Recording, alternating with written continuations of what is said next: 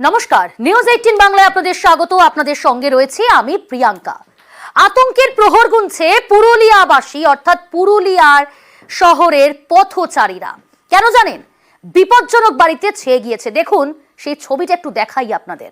ভেঙে পড়েছে চাঙড়, পুরনো দিনের বাড়ি, একেবারে বিপজ্জনক বাড়ি। গাছগাছালিতে ভরে গিয়েছে সেই বাড়ি, আর সেই বাড়ি কিন্তু একটা নয়, একাধিক এরকম বাড়ি। পুরুলিয়া শহর ছেয়ে গিয়েছে বিপজ্জনক বাড়িতে। আমাদের সঙ্গে রয়েছে সরাসরি আমাদের প্রতিনিধি ইন্দ্রজিৎ, পুরসভার তরফ থেকে কি ব্যবস্থা নেওয়া হচ্ছে? কেন ভেঙে দেওয়া হচ্ছে না এই বাড়িগুলোকে?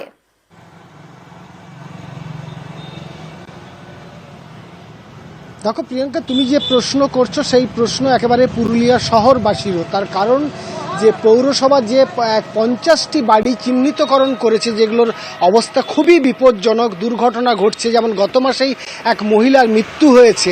এবং এই বাড়িগুলো কেন পৌরসভা কোনো ব্যবস্থা নিচ্ছে না, সেই প্রশ্ন সাধারণ মানুষেরও। পৌরসভার যুক্তি যে তারা নোটিশ করে দিয়েছে, তারা জানিয়েছে বাড়ির মালিকদের যাতে বাড়িগুলো ভেঙে দেওয়া হয়। কিন্তু বাড়ির মালিক যদি কর্ণপাত না করে বা বাড়িগুলো না ভাঙা বা বাড়িগুলো সংস্কার না করে, সেক্ষেত্রে পৌরসভা যে উদ্যোগ নেওয়ার কথা সেই উদ্যোগ কিন্তু পৌরসভা নিচ্ছে না। এবং এই কারণেই ক্ষোভ বাড়ছে এবং বিপদ, যত বর্ষা আসবে ততই বিপদ বাড়বে এবং বিপদ হচ্ছে। এবং এই বিপদগুলো এড়াতে একমাত্র উপায় হচ্ছে সংস্কার করা, অন্যদিকে হচ্ছে বাড়িগুলো ভেঙে দেয়া। পৌরসভা যেটা বলতে চাইছে যে আইনত জটিলতা রয়েছে, শরিকি বিবাদ রয়েছে, এই কারণেই বাড়িগুলোর এই অবস্থা। তবে পৌরসভার ভূমিকা কি? পৌরসভা কেন নিজে উদ্যোগ নিয়ে ভেঙে দিচ্ছে না, বা পৌরসভা আইনি পদক্ষেপ নিয়ে বাড়িগুলোর ব্যবস্থা নিচ্ছে না কেন, সেই প্রশ্ন তুলছে পুরুলিয়া শহরবাসী। তার কারণ এই বহু পুরনো শহর পুরুলিয়া, এবং এই শহরে যে প্রায় 50টি বাড়ি ইতিমধ্যেই যারা চিহ্নিত করেছে পুরুলিয়া পৌরসভা, সেই 50টি বাড়ির বিরুদ্ধে দ্রুত ব্যবস্থা নেক। যেমনভাবে দুর্ঘটনা ঘটছে এবং আগামী দিনে আরও দুর্ঘটনা ঘটবে, এবং যারা রাস্তা দিয়ে পেরোচ্ছে তারা রীতিমতো জীবনের ঝুঁকি নিয়ে পেরোচ্ছে, আতঙ্কে পেরোচ্ছে। একেবারে এই পুরনো বাড়ির কারণে শহরের যারা পথচারী তারা একেবারেই আতঙ্কে রয়েছে এবং তারা চাইছে পৌরসভা দ্রুত ব্যবস্থা নিক। একেবারে অনেক ধন্যবাদ ইন্দ্রজিৎ। আপনাদের শোনাবো কতটা আতঙ্কিত তারা, কারণ শুরুতেই বলছিলাম আতঙ্কের প্রহর গুনছে পুরুলিয়া শহরের পথচারীরা। একাধিক এরকম বিপজ্জনক বাড়ি, এবং যেই বাড়ি কিন্তু যখন তখন ভেঙে পড়তে পারে, এইভাবেই আতঙ্কিত হচ্ছেন তারা। রাস্তা দিয়ে লোক পেরাচ্ছে, তারা যে কোনো সময় পড়ে যেতে পারে। আতঙ্কে আছে, বাচ্চা ছেলে নিয়ে যাচ্ছে রাস্তায়, যে কোনো সময় দুর্ঘটনা ঘটতে পারে। পৌরসভাকে বলবো এগুলোর কোনো ব্যবস্থা করা হোক, যাদের বাড়ি তারা ভেঙে তৈরি করুক নতুন। জনবহুল রাস্তার উপরে একেবারে যেখানে প্রচুর মানুষের ভিড়, তার উপরে অনেকগুলি বিপজ্জনক বাড়ি, মানে একেবারে ভয়ে ভয়ে রাস্তা দিয়ে পেরোয়। যে কোনো মানুষই একবার যদি উপর দিকে তাকায় ওই রাস্তা দিয়ে আর পেরোবে না। আমি শুনেছি পৌরপ্রধানের গোচরে গেছে, কিন্তু আমি অনুরোধ করব ব্যক্তিগতভাবে পৌরপ্রধান এবং জেলা প্রশাসনকে যে খুব তাড়াতাড়ি এটা স্টেপ নিতে। কেননা বিপদটা হয়ে যাওয়ার পর স্টেপ অবশ্য নেওয়া যাবে, মানুষগুলোর জীবন ফেরত পাওয়া যাবে না। এটা কতটা বিপজ্জনক এই যে ভেঙে পড়ছে? ভয়ানক। আপনাদের ক্ষতি হতে পারে, যে কোনো লোকের হতে পারে অসুবিধে। কখনো এই বর্ষায় বেশি জল জমে যেতে পারে, তার ফলেও ভাঙতে পারে।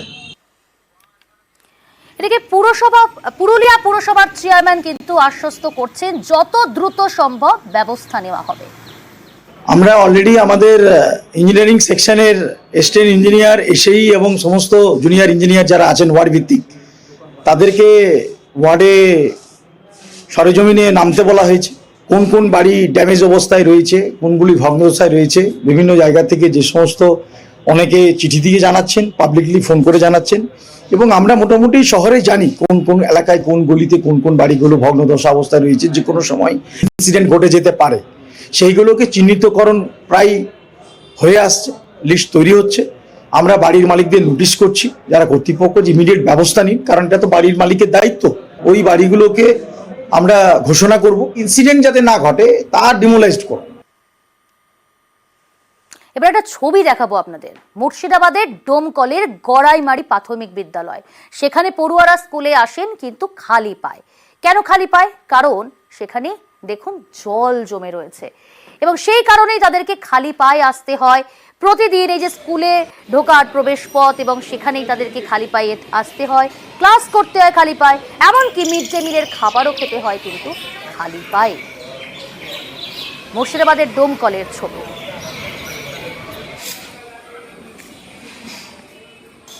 জলের মধ্যে ছাত্রছাত্রীদের অনেকই অসুবিধা, ওরা স্কুলে আসতে অসুবিধা, ছাত্র উপস্থিতির হার কম, পড়ে যাচ্ছে, আমরা ছুটি দিয়ে দিচ্ছি। কাদার মধ্যে মিড ডে মিল খেতে অসুবিধা, লাইন করে দাঁড়াতে পারছে না কোথাও, বৃষ্টি হয়ে তো আসা যাওয়ার অবস্থাও নেই, ক্লাসরুম কাদা কাদা হয়ে যাচ্ছে, বাচ্চা অসুস্থ হয়ে পড়ছে এর মধ্যে। আমরা তো রান্না করছি 20 বছর ধরে, তার মধ্যে এই 3-4 বছরে মানে এইদিকে ড্রেন হয়ে গেছে, কি হয়েছে জানিনি, পানি বের হয় না, পানি এইখানেই থাকে। আর এইবার তো একটু কমই আছে, এত দূর পানি, আমরা ওর মধ্যে ঢুকে পানির মধ্যে রান্না করি, পায়ে এটা ঘা হয়ে যায়, পড়ে যায়, কাপড় চোপড়ে কাদা হয়ে যায়। আমাদের সঙ্গে সরাসরি রয়েছে আমাদের প্রতিনিধি প্রণব। প্রণব, তোমার কাছ থেকে একটু বোঝার চেষ্টা করব, 3-4 বছর ধরে অবস্থার অবনতি শুধু নয়, এই সমস্যায় পড়তে হচ্ছে, খালি পায়ে পড়ুয়াদের স্কুলে আসতে হচ্ছে। প্রশাসন কি ব্যবস্থা নেওয়ার কোনো আশ্বাস দিচ্ছে?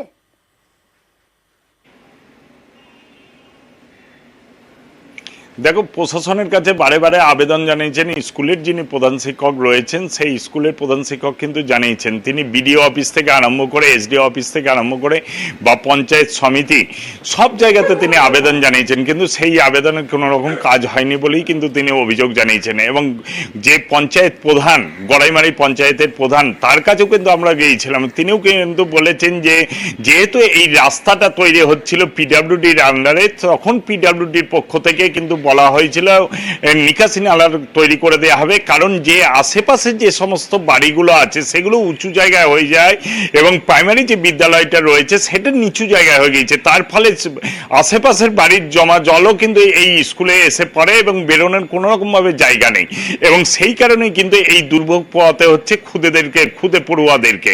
এবং সেই কারণেই প্রধান কিন্তু বলেছিলেন যে পূর্ত দপ্তর থেকে কথা দিয়েছিল যে এটা করে দেবে, সেই কারণে আমরা পঞ্চায়েত থেকে করিনি, কিন্তু পঞ্চায়েত থেকে তিনি কিন্তু এবার যখন আমরা জানতে চাই তখন কিন্তু তিনি আশ্বাস দিয়েছেন যে পঞ্চায়েত থেকে ওই স্কুলের যে অব্যবস্থা চলছে নিকাশি নালা না থাকার কারণে সেটা কিন্তু তিনি সুরাহা করবেন বলে কিন্তু কথা দিয়েছেন।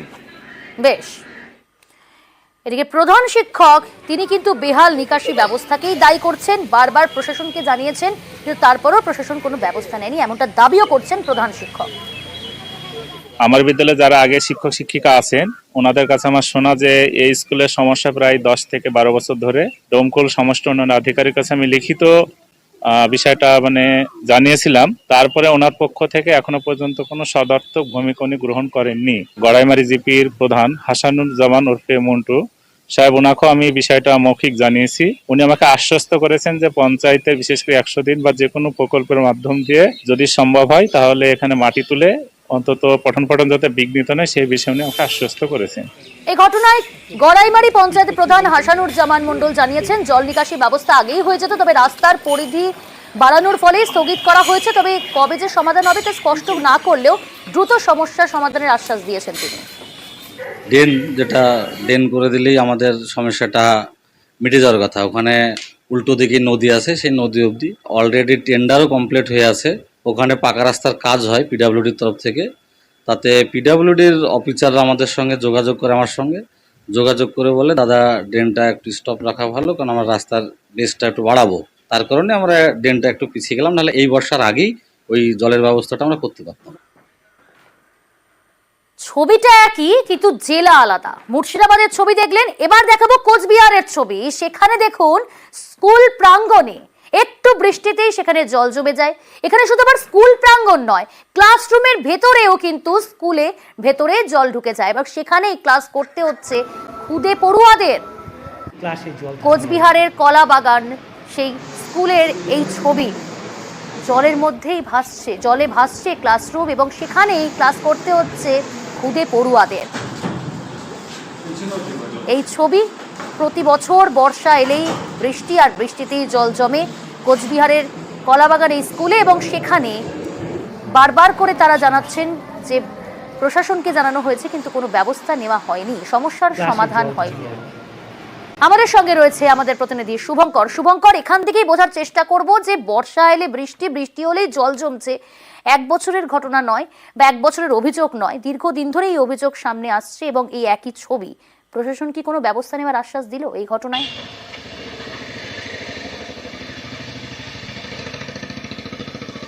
হ্যাঁ, একেবারেই দেখো প্রিয়াঙ্কা, কোচবিহার শহরের 3 নম্বর ওয়ার্ডে রয়েছে এই 40 বছরের পুরনো কলাবাগান হাই স্কুল।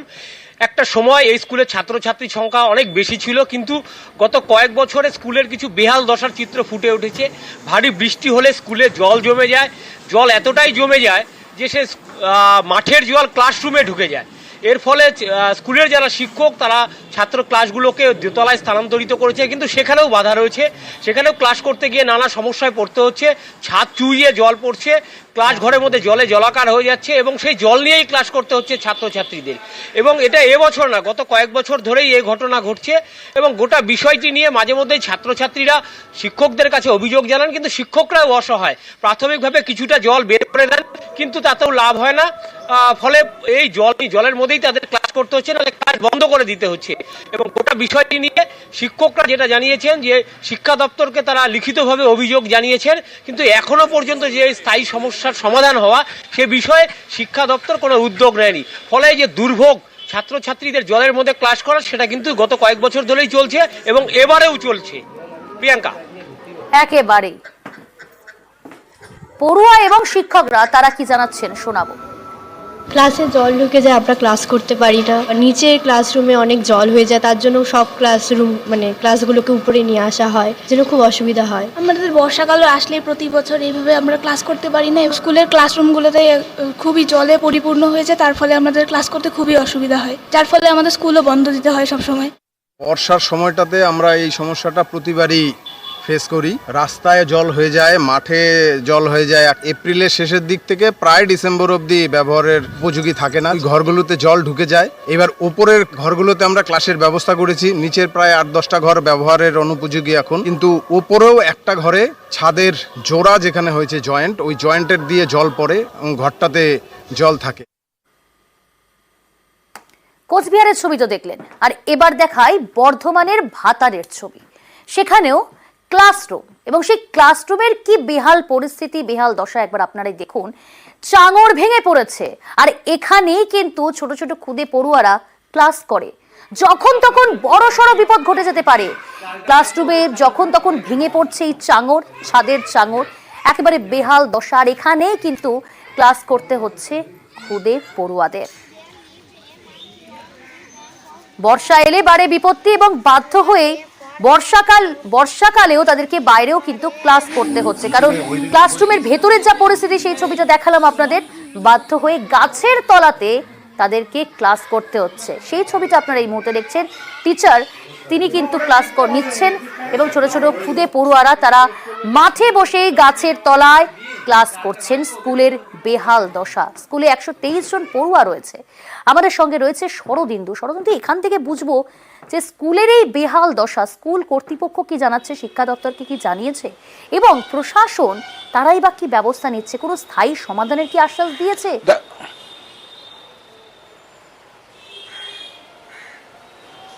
দেখো, ভাতারের খুলনা বানেশ্বরপুর অবৈতনিক প্রাথমিক বিদ্যালয় এটি, এবং এই বিল্ডিংয়ের যে অবস্থা যে কোনো সময় কিন্তু হুড়মুড়িয়ে ভেঙে পড়তে পারে, এবং তাতে তখন কিন্তু এই যে পড়ুয়ারা পড়ছে তাদের কিন্তু প্রাণহানির একটা বিরাট আশঙ্কা থেকে যাচ্ছে, একটা বড় দুর্ঘটনা ঘটার কিন্তু আশঙ্কা থেকে যাচ্ছে। এবং দুটো ক্লাসরুম নতুন তৈরি হয়েছে, সেখানে কিন্তু স্থান সংকুলান হচ্ছে না 123 জন পড়ুয়ার। ফলে চতুর্থ এবং পঞ্চম শ্রেণীর পড়ুয়াদের বাইরে মাঠে ক্লাস করতে হচ্ছে এই বর্ষাতেও। ফলে বৃষ্টি পড়লেই কিন্তু ক্লাস বন্ধ হয়ে যাচ্ছে। এখন স্কুল কর্তৃপক্ষ বলছে তারা বারংবার প্রশাসনের কাছে জানিয়েছেন যে তাদের এই ভগ্নপ্রায় বিল্ডিং সংস্কার করা হোক, ভেঙে নতুন করে ঘর তৈরি করে দেওয়া হোক, নচেত কিন্তু তাদের পড়ানোর কাজ খুবই সমস্যার মধ্যে পড়ছে। এবং অভিভাবকরা এই ভগ্ন স্কুল দেখে কিন্তু ছেলেদের পড়ুয়াদের আর স্কুলে পাঠাতে চাইছে না। এ ব্যাপারে আমরা বর্ধমান জেলা প্রাথমিক শিক্ষা সংসদের সভাপতি তার সঙ্গে কথা বলেছিলাম। তিনি বলেছেন যে তারাও বিষয়টি অবগত আছেন, তারা পরিদর্শন করেছেন এবং সত্যিই ভগ্নদশা স্কুলটির। এই স্কুলটি যাতে মেরামত করা যায় সেজন্য ইঞ্জিনিয়ারদের সঙ্গে কথা হয়েছে, খুব শীঘ্রই কাজ শুরু হয়ে যাবে এমনটাই আশ্বাস দিচ্ছে প্রাথমিক শিক্ষা সংসদ। সব মিলিয়ে এই যে স্কুলের অবস্থা তা কিন্তু যথেষ্টই চিন্তার মধ্যে ফেলেছে অভিভাবক, শিক্ষক সকলকেই। বেশ, আপনারা ধন্যবাদ শরদিন্দু। আপনাদের শোনাবো পড়ুয়ারা যে অভিযোগ, যেমনটা বলছিলাম আপনাদের, যে এই যে ভগ্ন দশা, এই যে বেহাল দশা, যখন তখন চাঙড় ভেঙে পড়ছে, আর এই প্রাণ ভয়ে কিন্তু তারা গাছের তলায় বসেই ক্লাস করতে বাধ্য হচ্ছে তারা। পড়ুয়াদের এই অভিযোগ, এবং শুধু তাই নয়, শিক্ষক জানাচ্ছেন, তারা কিন্তু জানিয়েছেন, এবং কত দ্রুত সম্ভব এখন প্রশাসন ব্যবস্থা নেবে সেটাই এখন কিন্তু তারা নজর রাখছে। আমাদের একটি বিল্ডিং পুরনো হয়ে গেছে এবং তার দিকে ছাদ পড়ে যাচ্ছে। গাছতলায় ক্লাস করছি এবং হঠাৎ করে যদি বৃষ্টি নামে তখন আমরা ভিজে যেতে পারি এবং আমাদের বইপত্র ভিজে যেতে পারি। আমরা চাই যে সেই বিল্ডিংটি নতুন করে হোক এবং আমরা সেইখানে সুস্থভাবে ক্লাস করতে পারি। পুরনো যে আমাদের ক্লাসরুম রয়েছে, ক্লাসরুমগুলো একদম ভগ্নপ্রায় দশা। বিল্ডিংয়ের সমস্ত চ্যাঙ্গর ট্যাঙ্গর সব ভেঙে ভেঙে পড়ছে। ক্লাস চলছে গাছতলায়। আজকের দিনে গাছতলায় ক্লাস, এটা সত্যি ভাবা যায় না। প্রশাসনের কাছে আবেদন রাখবো পুরনো শ্রেণীকক্ষগুলোকে ভেঙে দিয়ে নতুনভাবে আবার যাতে শ্রেণীকক্ষ তৈরি করা যায়। বিষয়টা একটু টপ মোস্ট প্রায়োরিটি নিয়ে আমরা দেখছি। ডিপিএসসির তরফ থেকে আমরা ওখানে গিয়েও ছিলাম দেখতে। 4-5টা ঘর সেটাকে ভাঙার জন্য ওনারা আবেদন করেছেন। আমাদের রিপোর্টটা দিলেই আমরা ওটাকে ছেড়ে দেবো, অর্থাৎ ডিমোলিশ করার আমরা ব্যবস্থা করে দেবো, অনুমতি দিয়ে দেবো।